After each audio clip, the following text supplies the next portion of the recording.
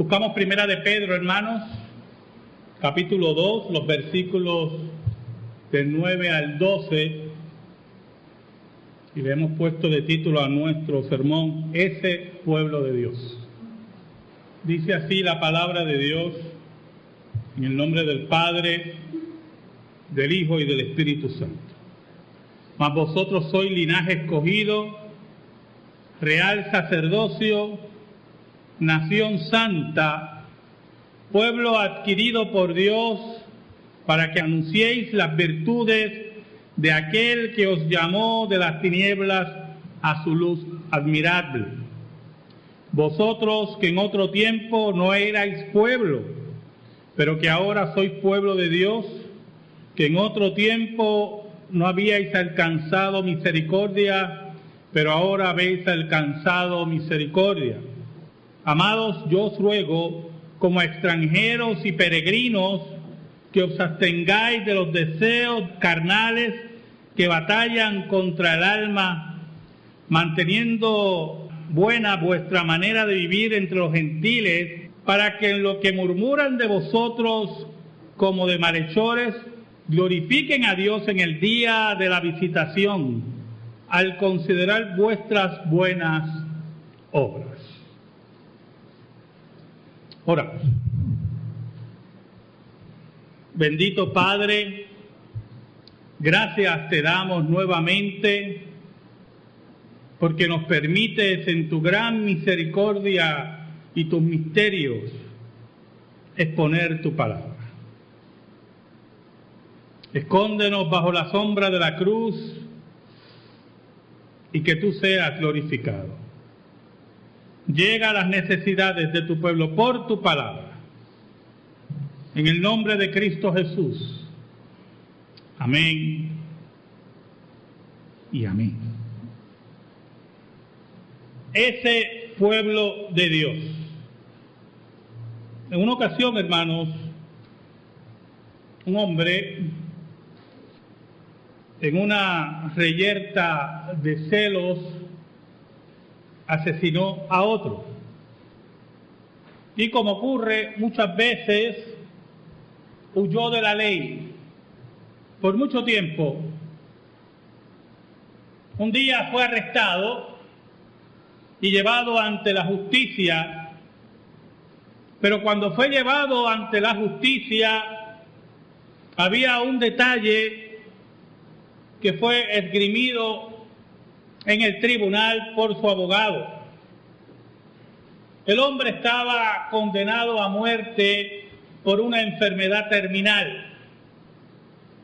El juez era un juez bastante duro y expresó que era lamentable su condición, pero que él no se lamentó cuando quitó la vida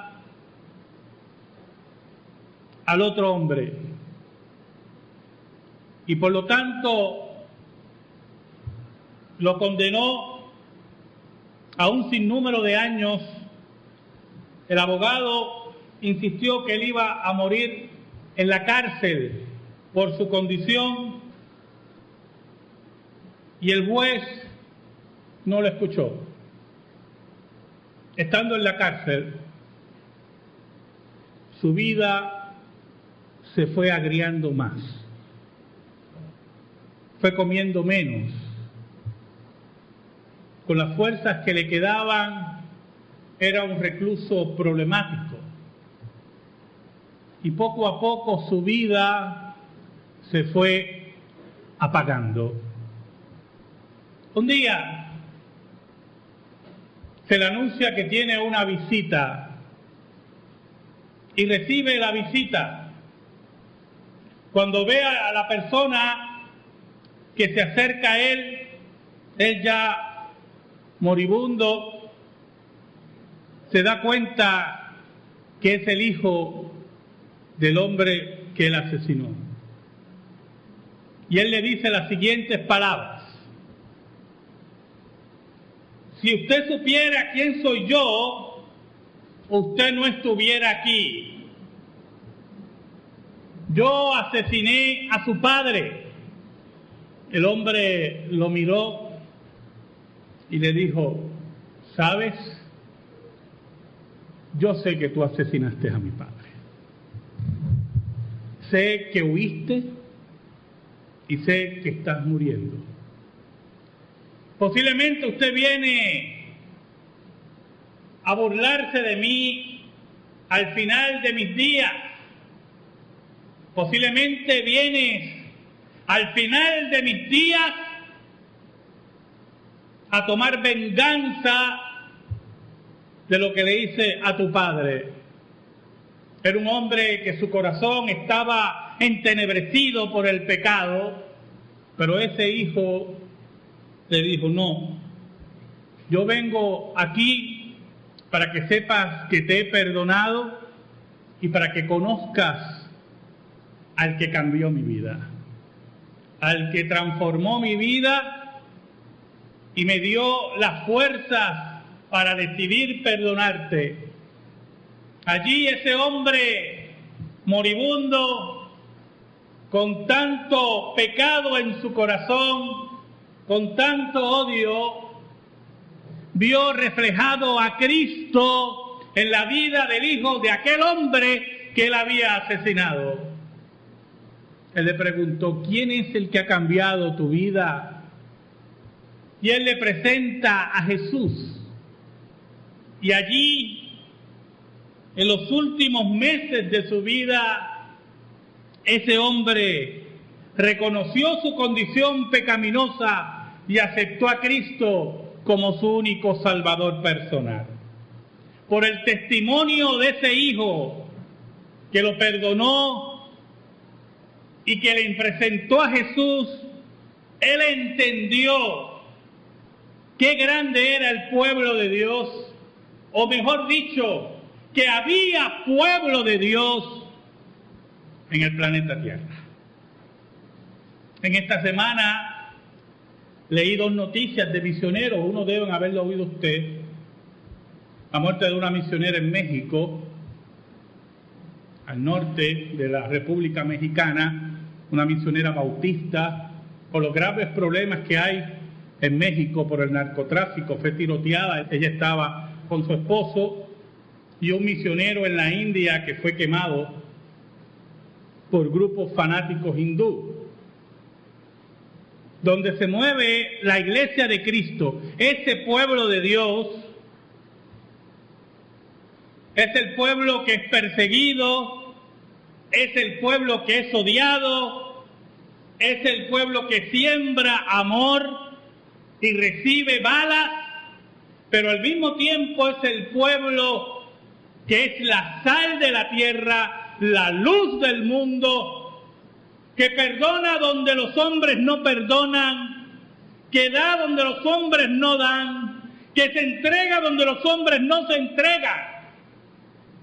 El apóstol Pedro nos dice en el versículo 9: mas vosotros sois linaje escogido, real sacerdocio, nación santa, pueblo adquirido por Dios, para que anunciéis las virtudes de aquel que os llamó de las tinieblas a su luz admirable. Y el apóstol Pedro toma las características que en el Antiguo Testamento se le aplican a Israel y él se le aplica a la iglesia. Primero, que es un linaje escogido. La doctrina de la elección siempre está presente en ese plan de salvación, en ese orden de salvación que la Biblia plantea. Ese es el primer paso. Yo tuve un poquito de problema con el término linaje. Suena un poquito racial. Pero la Escritura dice que de todos los pueblos en Apocalipsis, Dios tiene a los suyos. Y de esos pueblos, de todas esas naciones, Dios ha hecho un linaje escogido. La iglesia, el pueblo de Dios, ese es el linaje escogido. Al mismo tiempo, ese pueblo es real sacerdocio. Y es muy importante dentro de la teología reformada lo del sacerdocio. Porque nos indica que todos los creyentes son sacerdotes, en el sentido que tienen libre acceso ante Dios. No necesita intermediarios de hombres para pedir perdón por sus pecados. No necesita intermediarios de hombres para rogarle a Dios por sus condiciones. Tienen libre acceso, como dice el autor de Hebreos, al trono de la gracia, donde obtenemos oportuno socorro para nuestras necesidades. Ese sacerdocio universal de los creyentes, de ese pueblo de Dios, nos libra de personas inescrupulosas que nos quieren vender como si ellos fueran los únicos que tienen acceso a Dios. Es una nación santa.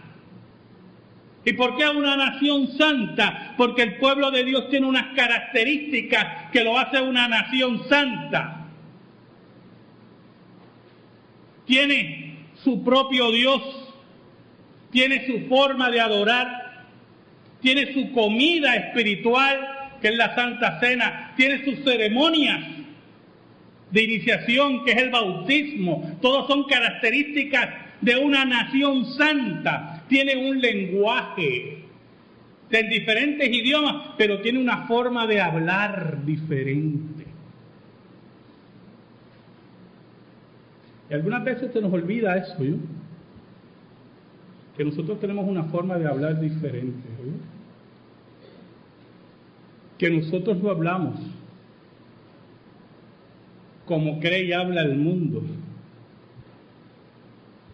Que nosotros no hacemos las matemáticas como las hace el mundo. Nosotros somos una nación santa, separada por Dios. Nosotros tenemos una nacionalidad que es del cielo. Somos peregrinos y extranjeros aquí. El mundo no nos dicta nuestra forma de ver las cosas. El mundo no nos dicta nuestra forma de vida. Es Dios que nos ha separado como nación santa.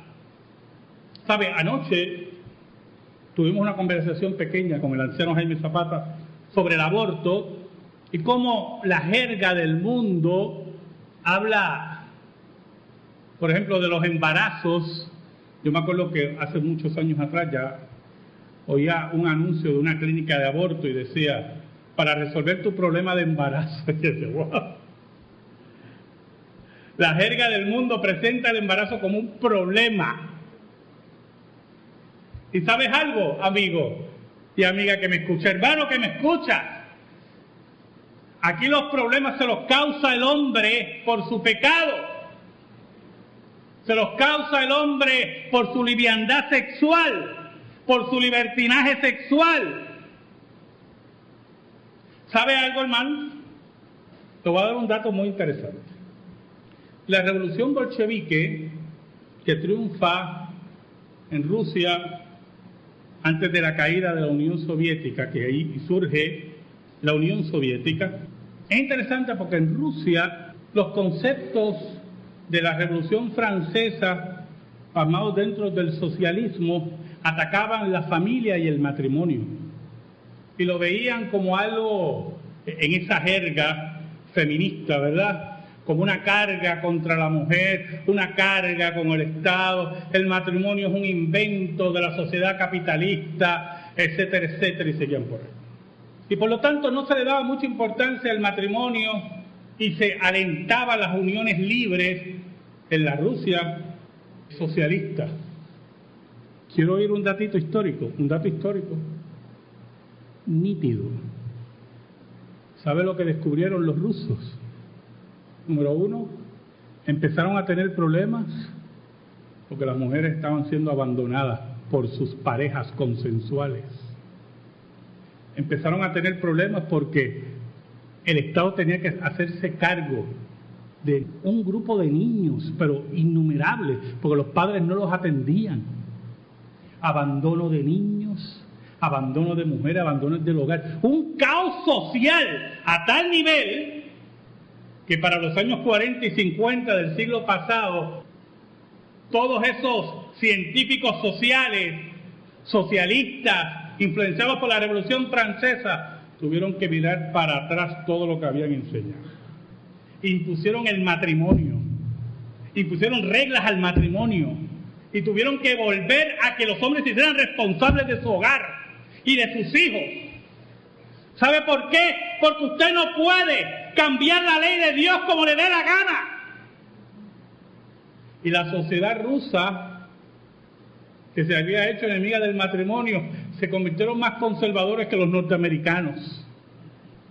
Y el matrimonio nuevamente se elevó a una categoría importante, protegido por ley del Estado ruso, porque se dieron cuenta, sin usar la palabra pecado, aunque era pecado, sin usar la palabra depravación, aunque era depravación, que si usted no le pone reglas al hombre y a la mujer, como dice la Escritura, en el matrimonio, en la paternidad responsable, en la maternidad responsable, el hombre y la mujer hacen lo que le dé la gana, porque así es el pecado, desordenado y rebelde contra la ley de Dios. Eso no ocurrió en la América protestante, ocurrió en la Rusia socialista. Nación Santa, pueblo adquirido por Dios, adoptado por Dios, pagado el precio por Dios. Nosotros no hemos puesto nada, Él lo ha puesto todo por nosotros, lo entregó todo por nosotros y nos adquirió a precio alto en la cruz del Calvario. Yo me pregunto, y siempre me he preguntado, yo no sé, ¿verdad? Lo que Dios adquiere a ese precio, ¿quién se lo puede quitar? Yo no entiendo eso. No entiendo de que la salvación se pierde. Nunca he entendido eso. Lo que Dios adquiere por el precio de la sangre de su Hijo, ¿quién se lo puede quitar? ¿Qué humanito puede quitarle eso a Dios? ¿Qué demonio puede quitarle eso a Dios? ¿Qué infierno puede contra el cielo? Ahora el apóstol Pedro nos habla de esa importante responsabilidad de ser sal y luz, por ser ese pueblo de Dios. Por eso él añade, para que anunciéis las virtudes de aquel que os llamó de las tinieblas a su luz admirable. Y es muy importante eso, usted anuncia que las virtudes de quién, usted, de su testimonio. Mire, hermano, con mucho respeto, todos tenemos nuestros testimonios. No hay mayor testimonio que el Gólgota, que la cruz. Él nos invita como pueblo adquirido de Dios, como nación santa, como real sacerdocio, a anunciar las virtudes de aquel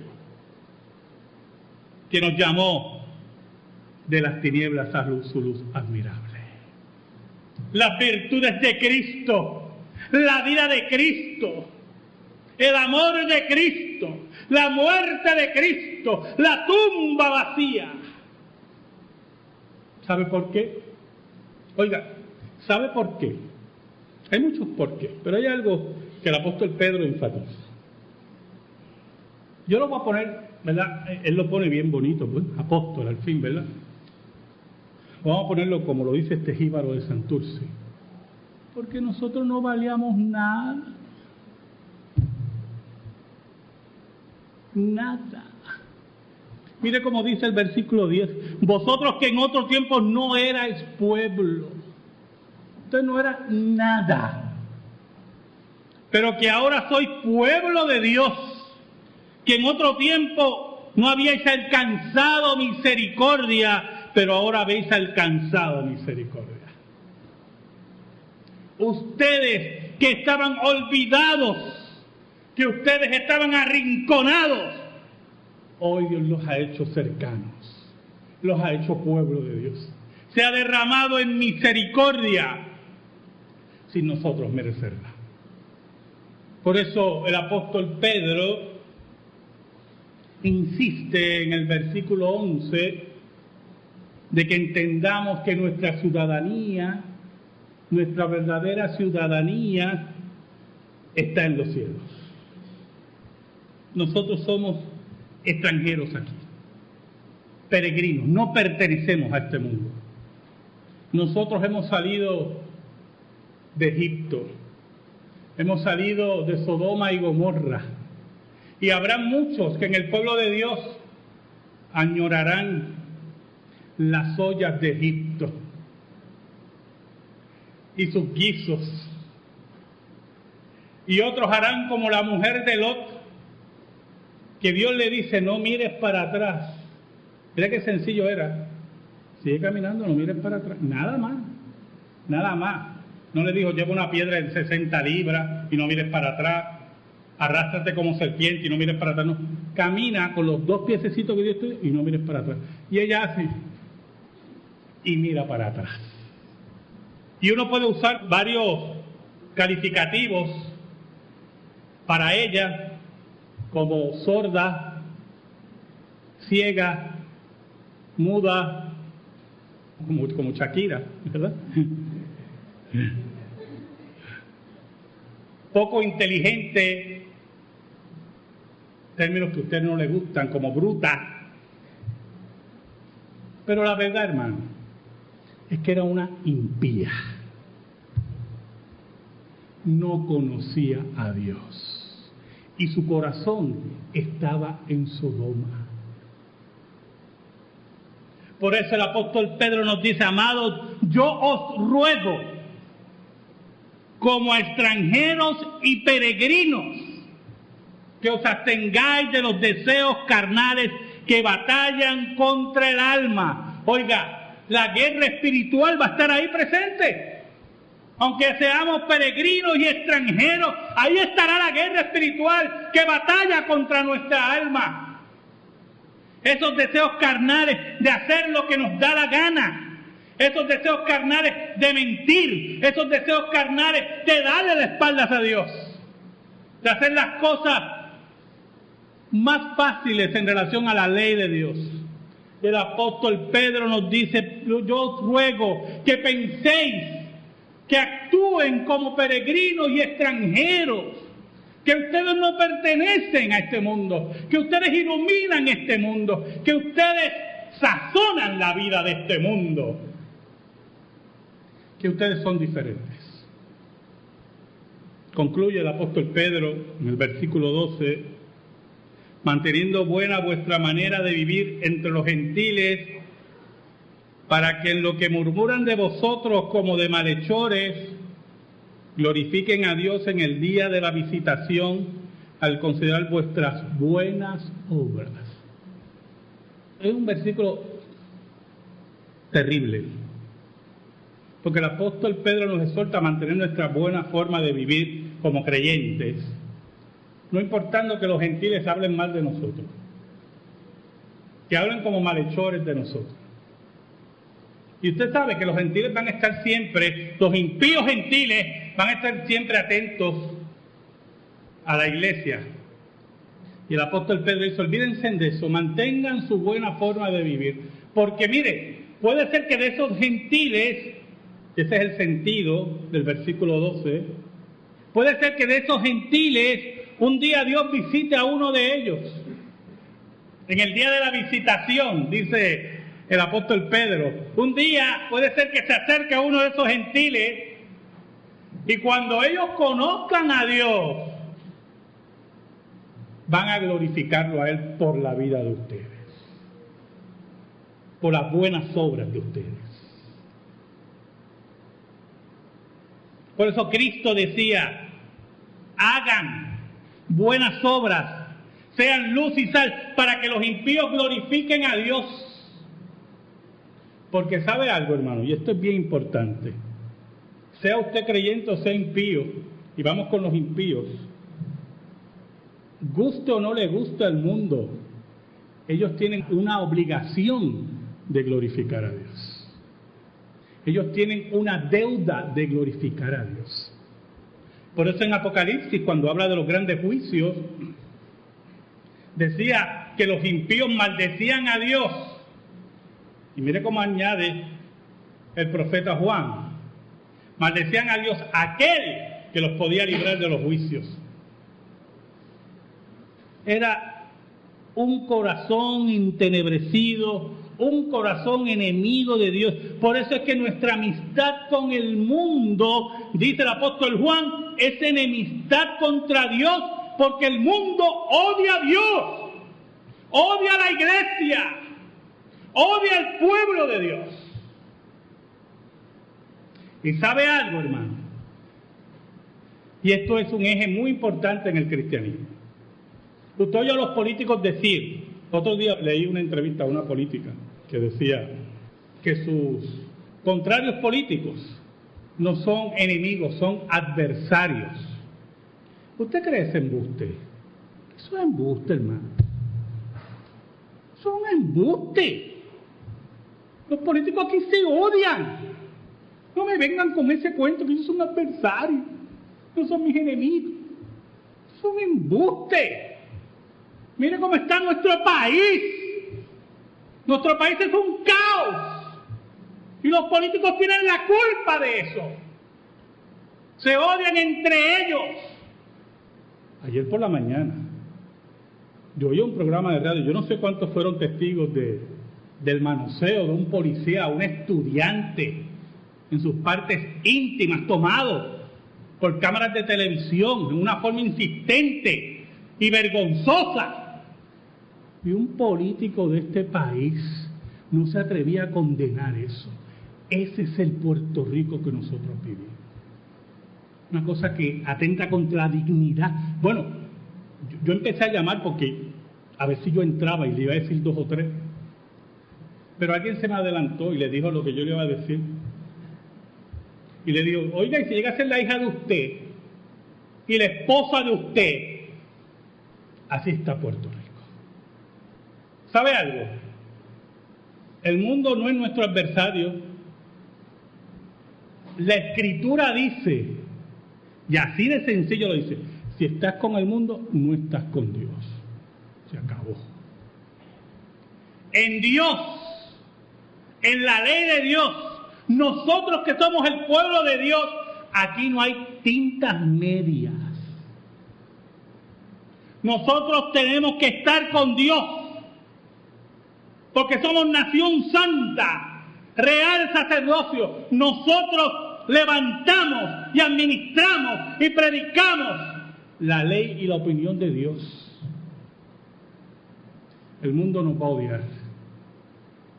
¿Cuándo usted ha visto que a un peregrino y a un extranjero